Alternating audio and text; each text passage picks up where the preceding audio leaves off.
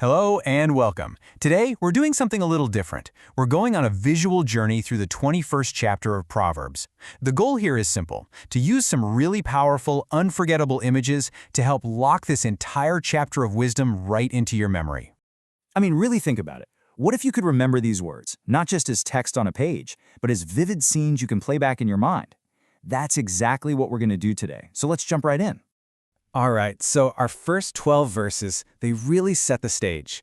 Think of this part as the big, sweeping opening shot of a movie, taken from way up high. It's all about seeing the world from God's all-powerful perspective, seeing how things really work behind the scenes. Okay, verse 1. The king's heart is like a river in God's hand. So just picture this, a gigantic, powerful hand reaching down from the clouds and effortlessly, gently changing the entire course of a river. It's a stunning way to say that even the most powerful person on earth is still guided by the hand of God. Verse 2. It's so easy for us to look in the mirror and think, yeah, I'm doing okay. I'm a good person. We justify everything we do. But here's the reality check. Behind all that, God isn't looking at the reflection. He's got a giant scale, and he's weighing our hearts, our true motives. That's the real measure. Verse 3 lays out a crystal clear value statement. On one side, you have this big, elaborate religious ceremony with all the smoke and ritual. On the other, just a simple act of helping someone up. And where does the light from heaven shine? Only on the simple act of kindness. It's a powerful reminder that how we treat people is what truly matters, way more than just going through the motions. Okay, verse 4. This one's like a package deal of negativity. It bundles together that arrogant, look-down-your-nose expression, the pride that's deep in the heart, and everything that comes from it, what the verse calls the plowing of the wicked. It all grows from the same root, like a thorny vine, and it's all called sin. Now for verse 5. This is a timeless truth right here. You see the incredible contrast. On one side, you have the detailed, thoughtful, perfect blueprints. The result? A skyscraper. On the other side, just a pile of crumpled, rushed, half-baked sketches. The result? A rundown shack. Careful planning leads to success. Rushing leads to failure. It's just that simple. So what about getting rich the wrong way? That's verse 6. It tells us that treasure gotten through lies is a fleeting fantasy. Look at that gold. It's like a ghost. You can see right through it. It's an illusion. You can't actually hold on to it. And chasing it leads you down a path toward destruction. And verse 7 kind of builds on that idea. The harm that wicked people put out into the world isn't just a one-way street. It's a boomerang. They throw it with all their might, but because they refuse to do what's right, it just arcs right back around to hit them. Their own violence becomes their own destruction. Verse 8. Think of this as two completely different roads you can walk in life. The path of the guilty person is all twisted and crooked, full of obstacles and complications. But the path of the pure? It's straight, it's paved, it's clear and simple, because their life is built on truth. All right, verse 9. This one really paints a picture about where true peace comes from. This guy's sitting on the corner of a roof, has almost nothing, but he looks totally at peace. Why? Because below him, that big, beautiful house is full of conflict, a raging storm on the inside. The message is loud and clear. A little bit of peace is worth more than a palace full of strife.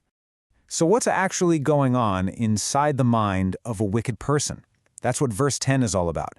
Their very soul is bent toward evil. They look over at their neighbor's beautiful garden, and they don't even see their neighbor as a person. They only see what they want, what they can take. There's no goodwill there, only greed. Okay, verse 11. This one shows us that there are basically two ways to learn a lesson. The simple person, they learn the hard way, by watching the fool, the scoffer, mess up and pay the price. But the wise person? They don't have to wait for the disaster. They can learn directly from good advice and instruction. And to wrap up this first section, we have verse 12. It's a reminder that God is paying very close attention. The life that a wicked person builds might look impressive from a distance, but it's really just a house of cards. And under that divine magnifying glass, it's just a matter of time before it all comes crashing down. All right, let's switch things up. We're going to zoom in from that big divine picture right down to ground level. This next section is all about the human condition, the real-world consequences of our everyday choices, our actions, and our character. Verse 13. You know that saying, what goes around comes around? That's this verse in a nutshell. This guy is intentionally tuning out the needs of someone else. But then the tables turn. He's the one crying out for help, And suddenly, everyone else is wearing those same headphones. The world you create is the world you end up living in. Verse 14 gives us some seriously savvy advice for dealing with conflict. Watch how that red-hot anger literally cools down.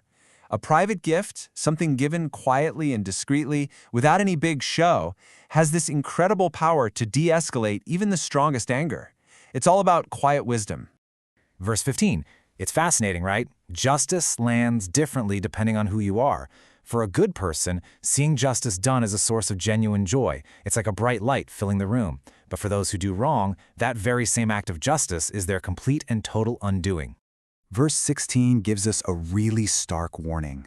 The path of wisdom and understanding is a path of light and life. So, to wander off that path isn't just a small mistake, it's choosing to enter a dark, foggy place, a kind of living death, separated from everything that's good and true. Verse 17. This is that classic piece of wisdom about chasing after pleasure all the time. This guy looks like he's having the time of his life, right? He's all about the parties, the luxury. But look closer. His pockets are turned inside out. They're empty. A life that's only about instant gratification ultimately leads to having nothing at all. Okay, verse 18. Now, this one can be a little tricky, but think of it this way. In the grand scheme of things, justice demands that a price be paid. And this verse tells us that in the end, it's the wicked who end up paying the very price that the righteous are spared from. It's like a great cosmic prisoner exchange. Verse 19 circles back to an idea we saw earlier, and the contrast couldn't be clearer. You have a man sitting alone in a vast, quiet desert, and he looks totally content. Then you see another man inside a gorgeous home that's filled with chaos and conflict. Again, the point is simple. Peace, even in isolation, is way better than luxury with constant fighting. Verse 20. This is a tale of two neighbors, really. The wise person understands the value of what they have. They save, they protect their resources, keeping them in a secure vault. The foolish person next door, they treat their treasures like toys, carelessly squandering everything they've been given. One builds for the future, the other throws it all away. Verse 21 basically gives you the recipe for a truly successful life. It says if you intentionally follow a path of doing what's right and showing mercy, the destination is guaranteed. That path leads you straight to the winner's podium, a life that's full, honored, and has real substance. Okay, verse 22. This is such a great picture of brains over brawn. You have a whole army down below trying to smash through the front gate with brute force, and they're failing. But a single wise person, using their mind, using strategy, finds another way. They scale the wall and take the entire city. Wisdom is the ultimate weapon. Verse 23. Man, this is all about the immense power of self-control, especially with our words. Guarding your mouth isn't a small thing. It's like putting a heavy-duty padlock on it. And the reward for that discipline is huge. You keep your entire life, your very soul, safe from all kinds of trouble. Then we get to verse 24, which is interesting because it doesn't just describe an attitude, it literally gives it a name. This person isn't just acting proud. Their pride is so all-consuming that it becomes their identity. Their name is scoffer. It's who they are. Verse 25 really gets into the self-destructive nature of laziness. This person has huge dreams, all right? They want the mansion, the fancy cars, but their hands are tied not by anyone else, but by their own refusal to do the work. And that gap, that huge space between desire and action, is what slowly and surely kills them. And right after that, verse 26 gives us the complete opposite, the perfect antidote. While the lazy person wants and takes all day, the righteous person is defined by one thing: giving. And their generosity isn't a one-time event. It's a constant, unending flow. The more they give, the more they seem to have to give. All right, we've reached our final section. These last few verses really zoom back out to the biggest picture possible. It's all about contrasting every human effort, both good and bad, with the ultimate reality of God's power and sovereignty.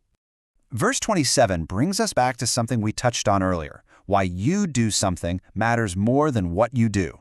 A wicked person just going through a religious motion is bad enough, but when they do it with a wicked motive, it's an abomination. The gift just turning to ash on the altar shows that God sees right through it, and the whole thing is rejected. Verse 28. Imagine two people speaking in a courtroom. The words of the liar, the false witness, they're like dust. They have no weight, no substance, and they just disappear.